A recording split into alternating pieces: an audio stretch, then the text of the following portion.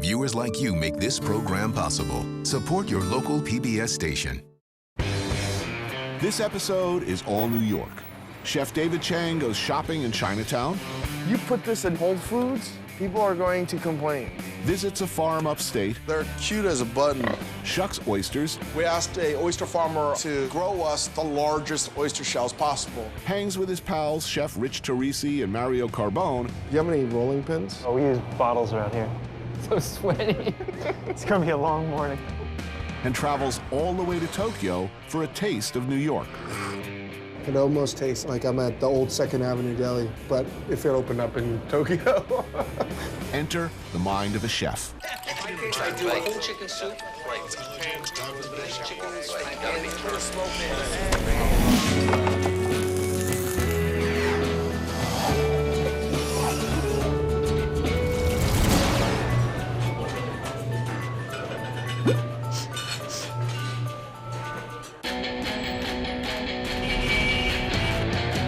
New York, possibly the toughest, most competitive, brutally critical environment to open a restaurant anywhere. We chew you up, we spit you out, because we can, because it's what we do. It's also David Chang's home. It's a real trip. I opened up the restaurant in 2004. I didn't think that anybody would care. It's where he made, in the space of just a few years, his success and his reputation, backing brilliantly into greatness. It's almost like when you see Conan and you watch him and he's like king, and you're like, how did that happen? He was a slave boy. I've always wondered what Conan would have thought. While he's pondering on the beginning of the movie like this, he's like, how did this happen? By Crom, how did this happen? So that's sort of what I feel like. Not that I'm king or Conan. For both visitors and New Yorkers, Chinatown is one of the best neighborhoods to be lost in. Because at the very least, chances are good you will stumble upon a restaurant with amazing food or wander into a market with wiggly things you never knew existed. For Chef Chang, wandering the markets in Chinatown is equal parts nostalgia and inspiration. We're at Hong Kong supermarket. It'd be great if there was one in every town, because where are you gonna find duck tongues, duck feet? You put this in Whole Foods, they are going to die. People are going to complain, and you're gonna have to tell them, pigs have hearts too. Great stocking stuffer. Dried mussels. Asians love tubed fish cake, it's weird. That's a bet. Can you eat this entire thing in an hour? Either way you win, you lose. Oh my God. A whole wall of dried seafood. This is like childhood memory. I grew up eating this stuff. Dried squid. When you bring this to school in your lunchbox as like a 2nd grader, because your mom doesn't know any better, you're going to get picked on. That's not fair, man. And then you have friends would come over and they'd go to school the next day and be like, Dave's house smells like crap. Mentally scarred. Pure sliced grapes advertised. Ingredients, sliced ginger. God, I wish the FDA would work like that. This was the genesis of our ramen soup. We bought this as a joke, and then we tasted it when we were knocked on our ass. Oh, wait, here we go. This is my favorite thing in the whole. There's no questioning what's in here. Monosodium glutamate. Sometimes you can use totally ridiculous products and give you inspiration. Trying new stuff, it just triggers something in your brain.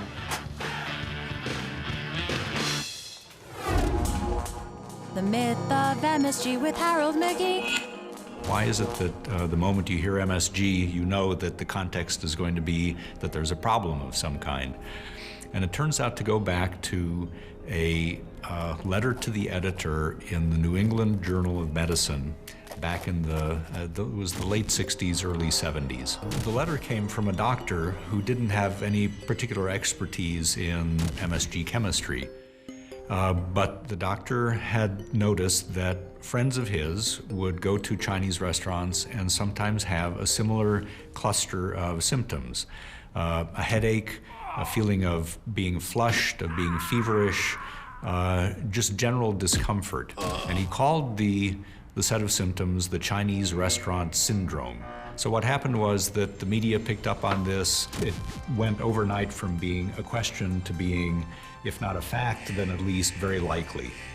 In fact, MSG is a natural food ingredient that's found in many of the foods that we love that are seldom, if ever, found in Chinese restaurants. So if you love tomatoes, one of the reasons you love tomatoes is that they contain much more MSG in them naturally than many other vegetables. If you love aged Parmesan cheese, or if you love an aged steak, the reason you love those foods is that the aging process breaks the proteins down into amino acids, MSG included. So aged Parmesan cheese, aged beef have some of the highest levels of MSG of any food we're going to eat, and that's part of what makes them delicious. Eating is a very complicated subject. Diet is a very complicated subject. In the case of MSG, the record is clear. There is no evidence that MSG causes the symptoms that were initially suggested as being part of the Chinese restaurant syndrome. Neighborhood boundaries in New York are in constant flux. Take Little Italy. Once completely Italian, it's now slowly being swallowed by Chinatown. But here at Teresi Italian Specialties, Chef Mario Carbone and Rich Teresi embrace this change and create something completely their own. We've known each other a long time. Welcome. Buongiorno! Like Chang, they embody what's so amazing about the New York food scene today. Young chefs drawing inspiration from their backgrounds and infusing that with the ingredients and flavors they find around them. We're here today to make a couple dishes. They're gonna do their Italian stuff, and I'm gonna do what I do, which is... Which is what? American. Maybe more Italian-American than what you guys do. God. Oh, here we go. It's gonna be a long morning.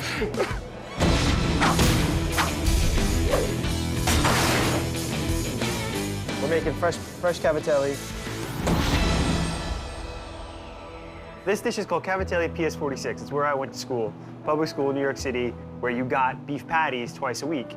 And it was because there was, a lot of the workers back there were Jamaican. It was a cheap thing for the schools to make for you. The recipe is 6 egg yolks, a cup of flour, and this one's got curry in it, so it's a little funky, kind of what we do. Some of what we do here is the dishes are based on classic New York influences and dishes. Most often street food. So this is almost like making dry pasta, it can't be too wet, otherwise it'll get clogged up in the machine, so it's kind of crumbly. And then it gets forced through this machine so that it can dry really easily. It just kind of needs to be pressed, so it needs to be a real kind of thin strip of pasta, because as it goes through, it presses it out. So, curry cavatelli. All right, so this is the ragu for the What's dough. in the ragu? This one's a beef ragu, because you see the Jamaican beef patty, lots of onion, some fresh tomato. Kind of Indian flavors, sofrito, like Caribbean, scotch bonnets, ginger, garlic. Sofrito is just the foundation of the recipe, It's that building of flavor. It's that first thing that hits the pan. So pasta, it's about 5-6 minutes, which seems like a long cook for these fresh noodles, but like I said, they're really thick and they're compressed, they're dense now. But that's part of the game, that's part of the action, is the chew of the pasta. The beautiful yellow color emulates the golden shell of a proper Jamaican beef patty. It's paying homage to your childhood. It's paying homage to New York City. But at the same time, it's paying homage to all the flavor profiles. You're doing something that's very Italian. It's being respectful to Indian food, curry. So this is New York State goat ricotta, and then aged goat cheese from the same goats, and a little bit of Scotch bonnet Aloysia. And that's the dish. This dish looks amazing. And now Dave's gonna teach us about Asian noodles.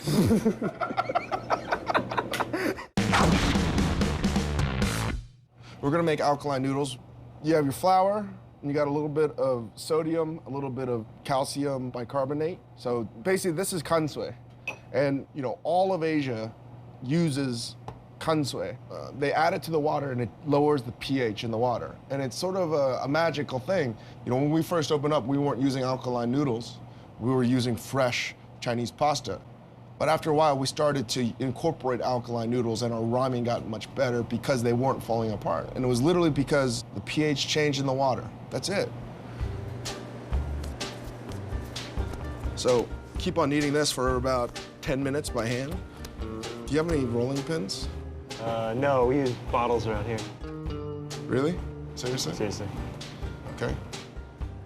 You guys are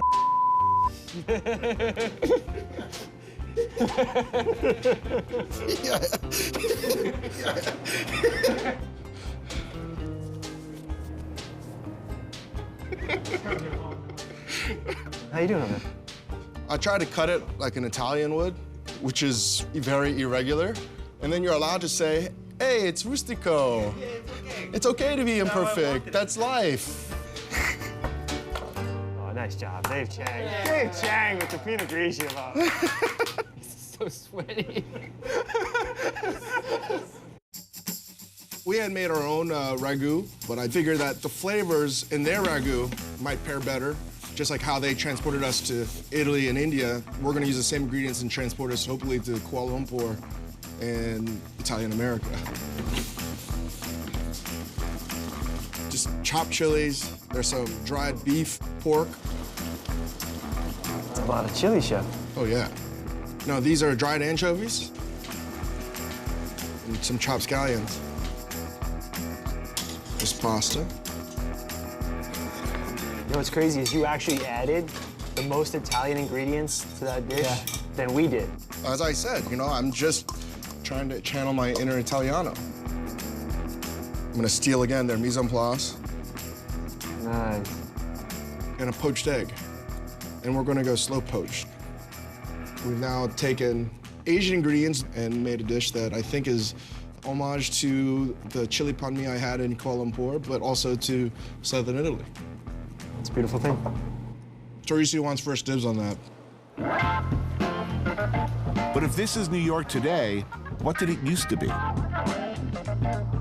Long before pizza, pretzels, bagels, or bialys, the original New York food was the oyster.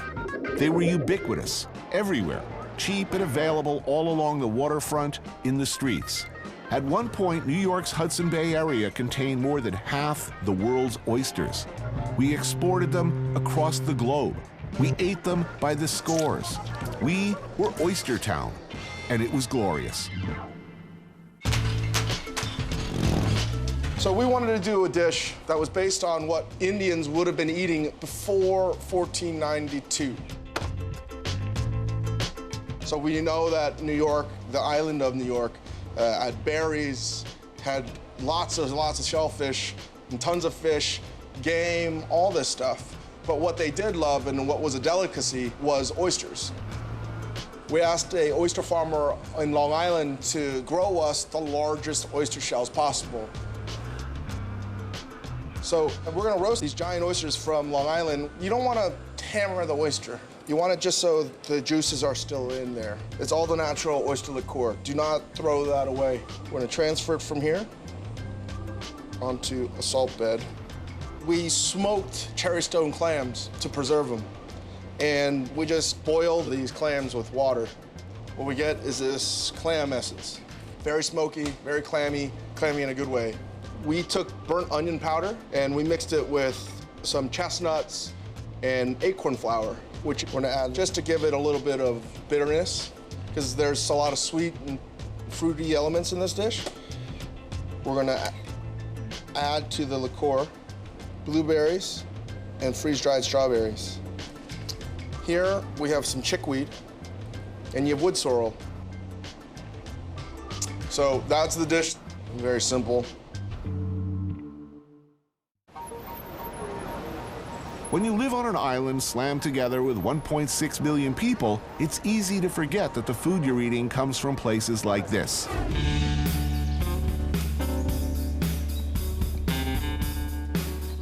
I think that people need to be much more cognizant of where their food comes from. It doesn't come in a plastic wrap.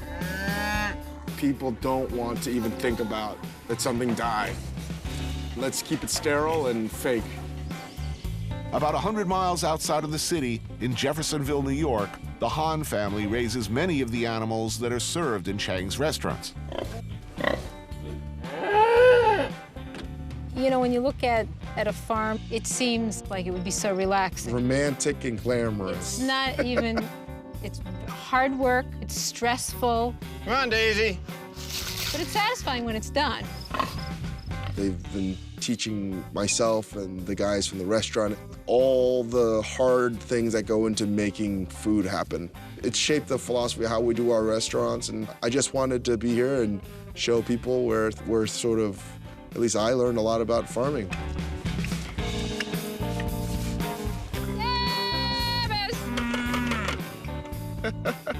They love their animals, and they know every name. This one here is Daisy. Daisy's his favorite. Janice got a lot of history here with us. Her name is Sasha. She's a great mother. She's got a great disposition. I don't think people realize each pig has a different temperament and a different taste in terms of muscular and fat content. Yeah. And it's really not quantity that we're after, but we want the quality in the animals. We're very careful what's in the feed. We wouldn't feed it if we wouldn't eat it. It's a huge difference if you see a commodity farm, confined pigs. It's stressed, and if it's stressed, it's not going to taste delicious. Yep. No, but this is hog heaven. They only have one bad day. I love them.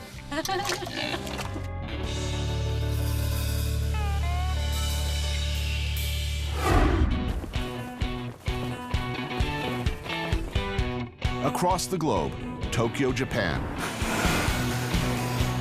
Even here, the influence of New York can be found.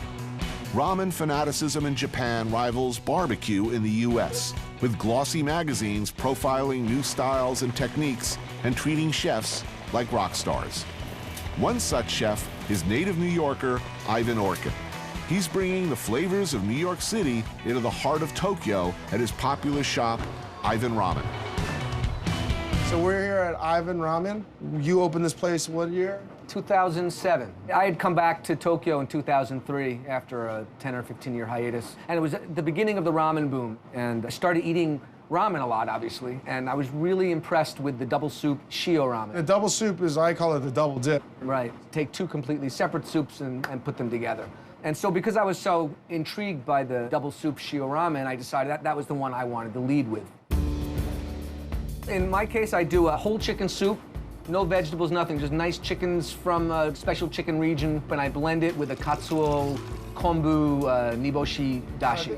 Ivan is a special character, and Ivan in Japan has become sort of this culinary Japanese ramen renegade. I decided to come up with a sofrito, and it's basically an onion, garlic, ginger, and apple. And you cooked it like a sofrito, like a blonde sofrito? I cooked it, yes. I cooked it for about 7 hours. It's interesting that you're using sofrito, a staple of Tuscan cuisine, right, as your base for a Japanese soup. Right. Right now, he's captured the minds and imaginations of the dining public because what he's doing is flashy in the ramen world. Is it going to be amazingly epic? I don't know. You know, the hardest thing also was sort of measuring out all this stuff and coming out with the right portions. Right. Ivan is adding something very non-kosher, which is a lot of pork fat. But he's adding something that is very Jewish in cuisine, and that is schmaltz, which is chicken fat. The schmaltz here yields out of my chicken soup. I love that you're cooking with schmaltz. Yes. I mean, nobody knows. All these people have no idea that I'm secretly sort of feeding them Jewish food. But you know, for me, I know. I love it. So we do, I have a little sprinkling of this stuff in here. Katsuobushi, and I got it in a powdered form that I also blend with another kind of salt. This is a technique that was not available when I lived in Japan. Ivan's broth is unique in that it's majority chicken-based. His is sort of like a Japanese pork kosher chicken soup without the matzo ball. I heat my meat just in water, you know? Really? And I'll tell you why. With all the other stuff going on, I think it really works to have the noodles and the soup really be the main attraction. And then I have the noodles here, which we make upstairs. This is actually a 58% bread flour. Which is a hard wheat. Yes. And then you're mixing it in with the local udon flour, which is traditionally very soft flour. And the whole idea of mixing the flours is to get the right texture with the noodle mixed with the kansui. Right. And I also wanted a noodle that cooked very quickly. 34-second noodle.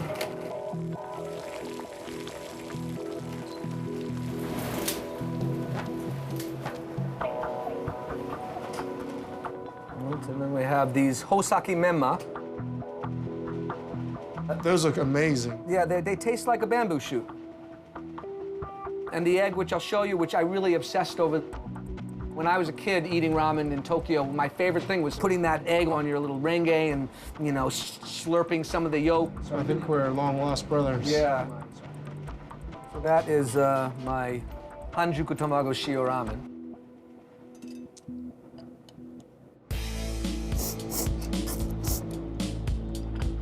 These noodles are really perfect for the broth because every bite's perfectly seasoned. It literally picks up the flavors.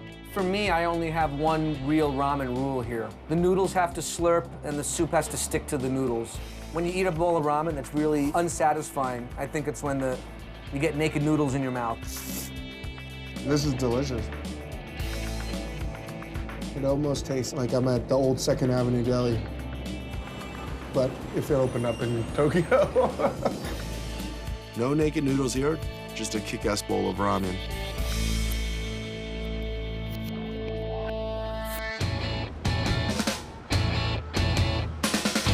New York City. Everything and everybody comes here. And a lot of times we turn right around and sell it back to the rest of the world. It's easy when you live here for a while to think you live in the center of the universe. You don't, of course, not by a long shot. But looking around, it's a forgivable delusion.